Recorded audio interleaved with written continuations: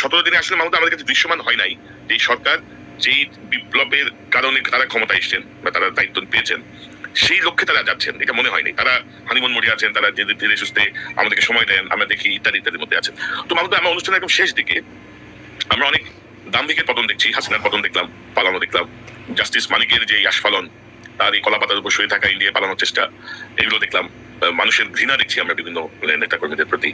তো দুটো বিষয় দিয়ে আমরা অনুষ্ঠানটা শেষ করবো। একটা হচ্ছে যে কেউ কেউ মনে করছেন যে শেখ হাসিনা যদি রিইনস্টেট করার চেষ্টা করছেন সেনাবাহিনী সহ প্রশাসন সহ বিভিন্ন গ্রুপের কিছু লোক, শেখ হাসিনা যে পরিমাণ প্রতিহিংসা পরায়ণ, আপনি কি মনে করেন যে পরিস্থিতি হাসিনা পালিয়ে গেছে, তারা চেয়ারে ছিল, তাদেরকে হাসিনা ছাড়বে? তাদেরকে ছাড়বে হাসিনা? সেটা ছাড়বে না, তবে হাসিনা ফিরে আসবে না। হাসিনার এরা শেষ হয়ে গেছে। হাসিনা ফিরে আসা নিয়ে আমার মনে হয় নরেন্দ্র মোদীও চাইবে না যে হাসিনা ফিরে আসুক। নরেন্দ্র মোদী চাইবে কি জানেন, সেখানেই আমার ভয়টা। নরেন্দ্র মোদী চাইবে বর্তমান সরকারকে দিতে পেতে, অর্থাৎ বর্তমান সরকারকেই ভারতের পেটের মধ্যে নিয়ে নেওয়ার চেষ্টা করবে নরেন্দ্র মোদী, এবং সেই জন্য বিভিন্ন ভাবে চাপ দেওয়ার চেষ্টা করবে, এবং সেই চাপটা সেনাবাহিনী দিয়ে দেবে। আজকে আনসার বিদ্রোহের মাধ্যমে দিয়েছে, বিভিন্ন ভাবে সংখ্যালঘু কার্ড খেলবে। এখন তো ইসলামোফোবিক কার্ড আর খেলা যায় না, ওই জঙ্গি কার্ড এখন চলে না, অচল হয়ে গেছে জঙ্গি কার্ড অতি ব্যবহারে। এখন সংখ্যালঘু কার্ড খেলবে।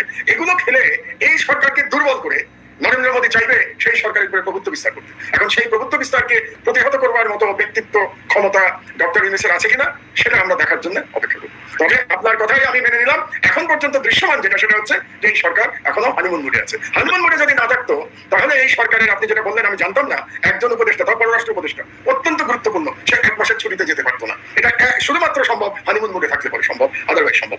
এবং আমাদের যে উপদেষ্টা যে চাকমা, কি চাকমা যেন নামটি মোট করে গেছে, যে আমরা তার শপথ নিয়ে 2 দিন আগে তার যে দুর্নীতি ফেরিস্তে আমি তুলে ধরেছি, সুপ্রদীপ চাকমা। এবং তিনি হাসিনা তাকে 12 বছর একটা রাষ্ট্রের রাষ্ট্রদূত রেখেছেন, সেখান থেকে আসার পরে পার্বত্য চট্টগ্রামের বোর্ডে তাকে চেয়ারম্যান বানিয়েছেন।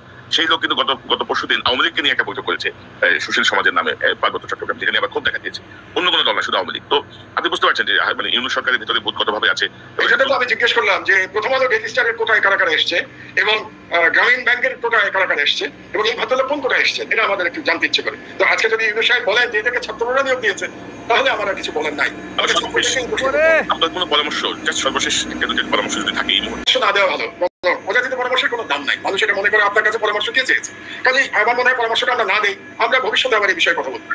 আজকে শুধু আমি একটা সতর্কবাণী দিয়ে শেষ করি যে প্রফেসর ইউনূস শুধু নরেন্দ্র মোদীর সাথে টেলিফোনে কথা বলে উনি ভুল করেছেন। প্রফেসর ইউনূস ভারতীয় সাংবাদিকদের আমন্ত্রণ জানিয়ে তাদের সার্টিফিকেট চেয়ে ভুল করেছেন। কাজেই প্রফেসর ইউনূসের সরকারকে, এই বিপ্লবী সরকারকে ভারত যেন গিলে না ফেলে, এই সতর্কবাণী দিয়ে আমার বক্তব্য আমি শেষ করবো।